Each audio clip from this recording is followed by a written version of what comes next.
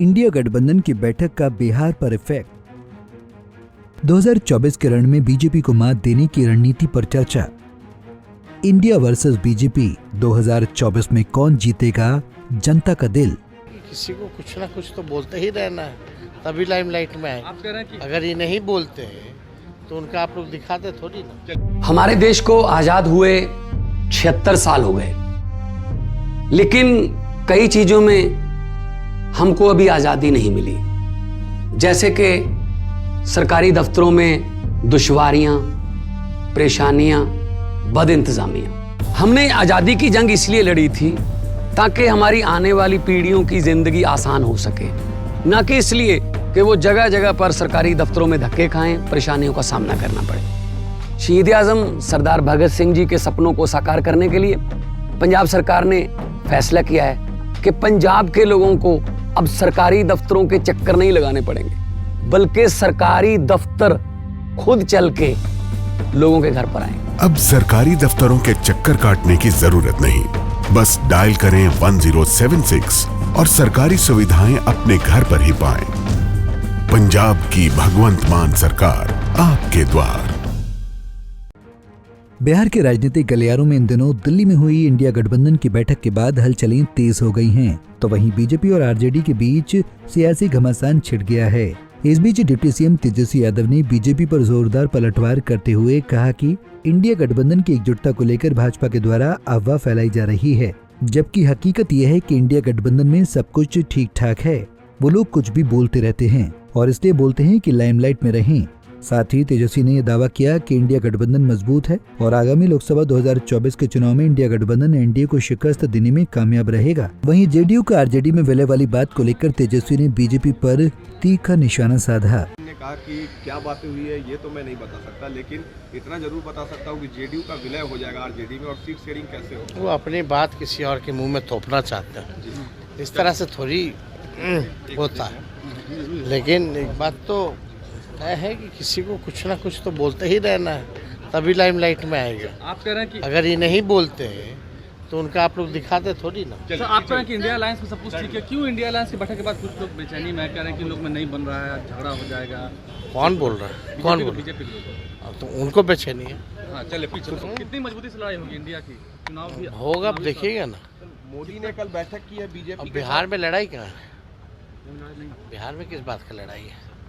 50% vote की बात कही है कि अब की बार 50% पार कर जाएंगे मोदी जी ने। बोलने वाला तो 1000 कर दे। वहीं केंद्रीय मंत्री नित्यानंद राय ने मुख्यमंत्री नीतीश कुमार और डिप्टी सीएम तेजस्वी यादव पर जमकर छोड़े सियासी तीर। नित्यानंद राय ने कहा कि इंडी गठबंधन में कांग्रेस के द्वारा जो व्यवहार नीतीश कुमार के साथ हुआ है वो नीतीश कुमार को अब पता चल रहा है। मुंगेरी लाल के हसीन सपने लालू प्रसाद यादव ने उन्हें दिखा दिए, जो पूरे होने वाले नहीं है। माननीय मोदी जी जो कहते हैं और जो संकल्प करते हैं वह होता भी है, और मोदी जी उसको करते भी हैं, और उसके लिए दिन रात परिश्रम करते हैं। अपने संकल्प को सिद्धि तक पहुंचाने के लिए लगातार उस प्रयास में रहते हैं। देखिए, भारतीय जनता पार्टी अपनी नीति, सिद्धांत, उद्देश्यों के साथ चलती है। तेजस्वी जी क्या बोलेंगे? क्या बोलेंगे? परिवारवादी पार्टी जो सिर्फ अपने ही लिए राजनीति का उपयोग करते रहे, सत्ता जब भी मिला तो खुद के लिए, अपने परिवार के लिए करते रहे, विकास से मतलब नहीं रहा, जो बिल्कुल बिहार में अराजक स्थिति पैदा कर दिए। 15 साल के उस राज को उठाकर देखिए, वह राज कैसा था, न जिसमें न विकास था, न भाईचारा था, जात पात में बांटने की बिल्कुल कोशिश की गई थी, भय का वातावरण। तो वो क्या बोलेंगे? उनकी पार्टी उनकी परिवार की पार्टी है, और भारतीय जनता पार्टी के बीच इस समय वो क्या कह सकते हैं? उनको क्या पता है कि भारतीय जनता पार्टी भारतवासियों के दिन रात और भारत की सेवा में दिन रात तत्पर रहती है। यहाँ यही एक पार्टी है जिसको अवसर बूथ के अध्यक्ष से लेकर हमारे राष्ट्रीय नेतृत्व तक में किसी को कहीं भी अवसर मिल सकता है। यह पार्टी बेस्ड पार्टी है, सिद्धांत के साथ काम करने वाली पार्टी है, राष्ट्र भक्तों की पार्टी है, गरीबों की सेवा करने वाली पार्टी है, देश प्रेमियों की पार्टी है। वो क्या बोलेंगे जिस पार्टी का न कोई अस्तित्व है, न कोई सिद्धांत है? इंडिया अलायंस कैसा है? जेडीयू के विधायक गोपाल मंडल बोलते हैं कौन है खड़गे तड़गे। देखिए, अब वो मामला तो उनका है, लेकिन इतना जरूर है कि इंडी गठबंधन में कांग्रेस के द्वारा जो व्यवहार नीतीश जी के द्वारा हुआ है, नीतीश जी के साथ हुआ है, वह नीतीश जी को अब पता चल रहा। पहले से हम लोग कहते हैं ना कि जिस लोभ में गए हैं प्रधानमंत्री के उम्मीदवार बनने, वहां कभी पूरा होने वाला नहीं है। इनको मुंगेरी लाल के हसीन सपने लालू जी दिखा दिए, आरजेडी वाला दिखा दिया, लेके इनको कांग्रेस के साथ चले गए और शुरू से ही इनको समझ में आने लगा था, लेकिन मजबूरी में उसके साथ बने हुए थे।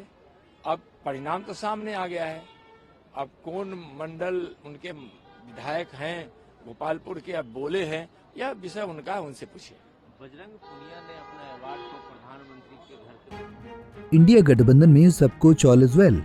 इधर गिरिराज सिंह पर जमकर बरसे जेडीयू के राष्ट्रीय अध्यक्ष ललन सिंह, कहा कि इंडिया गठबंधन में सबको ऑल इज वेल है। 3 सप्ताह में सभी राज्यों में सीट का बंटवारा हो जाएगा। गठबंधन में ऑल इज वेल और निर्णय हुआ है कि 3 सप्ताह में सभी राज्यों में सीटों का बंटवारा हो जाएगा। उनके बिलाई के भाग से सिक्का नहीं टूटने वाला। गिरिराज सिंह तो बोल रहे हैं कि पार्टी का आरजेडी में विलय हो जाएगा। अरे गिरिराज सिंह को छोड़िए ना, गिरिराज सिंह का अपना टीआरपी रहता है। गिरिराज सिंह अपने टीआरपी पर चलते रहते हैं, कुछ बोलना है इसलिए बोलते रहते हैं।